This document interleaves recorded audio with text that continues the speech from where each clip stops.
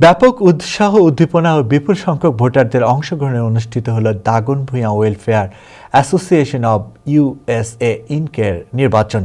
গত 14 ডিসেম্বর রোববার ওজন পার্ক পিটকিন এভিনিউর PS 214 স্কুলে এই নির্বাচনে ভোট গ্রহণ অনুষ্ঠিত হয়। দীর্ঘ 9 বছর পর অনুষ্ঠিত নির্বাচনে কবির শামীম ও শামীম সুমন প্যানেলের তীব্র প্রতিদ্বন্দ্বিতার পর ফলাফলে শামীম সুমন পরিষদ পূর্ণ প্যানেলে জয়লাভ করে। প্রতিদ্বন্দ্বী দুই প্যানেল ও ভোটারদের সহযোগিতা এবং 7 সদস্যের নির্বাচন কমিশনের অক্লান্ত পরিশ্রমে সুষ্ঠু এই নির্বাচন আয়োজন করা সম্ভব হয়েছে বলে প্রধান নির্বাচন কমিশনার শাহজাহান কবির জানান। নির্বাচনের সভাপতি পদে রেজাউল হক শামীম ভোট পেয়েছেন 554। তার একমাত্র প্রতিদ্বন্দ্বী মোহাম্মদ কবির রাজ্জাক পেয়েছে 393 ভোট। সাধারণ সম্পাদক পদে গোলাম সারওয়ার সুমন নির্বাচিত হয়েছেন।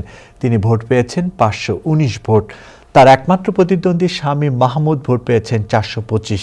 নির্বাচনে বিজয়ী শামীম সুমন প্যানেলে অন্যান্য নির্বাচিত হলেন সিনিয়র সহসভাপতি মুজিবুর রহমান, সহসভাপতি আব্দুল সাত্তার খালেক, সহ সাধারণ সম্পাদক শহীদুল আলম নিলয়, অর্থ সম্পাদক শাহপরান হাসনাত, সহকারী অর্থ সম্পাদক মোয়াজ্জম হোসেন, সাংগঠনিক সম্পাদক রুবেল আলী, প্রচার ও দফতর সম্পাদক মোশাররফ হোসেন মামুন এবং ক্রীড়া সম্পাদক আব্দুল আওয়াল মিন্টু।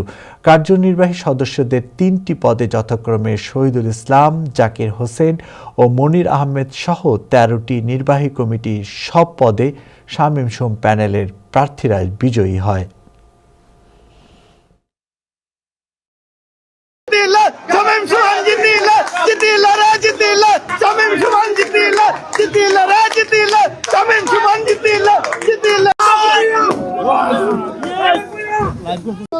আমরা যুক্তরাষ্ট্রে যাতে দাগনভূঞাবাসীকে এক এবং একই ছাতার নিচে আনতে পারি, সবাই মিলেমিশে থাকতে পারি, এ হলো আমাদের মূল শামীম সুমন পরিষদের মূল লক্ষ্য।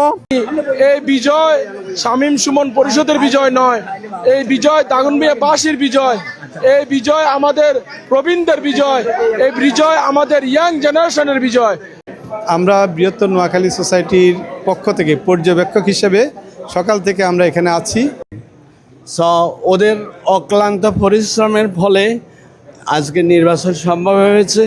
আর যারা এখানে আজকে সারাদিন সকাল থেকে এই পর্যন্ত যারা সারাক্ষণ এই ঠান্ডার মধ্যে কষ্ট করে আমাদেরকে সময় দিয়েছেন এই ভোট পর্যন্ত, অনেকেই কষ্ট করেছেন, সবাইকে অসংখ্য ধন্যবাদ।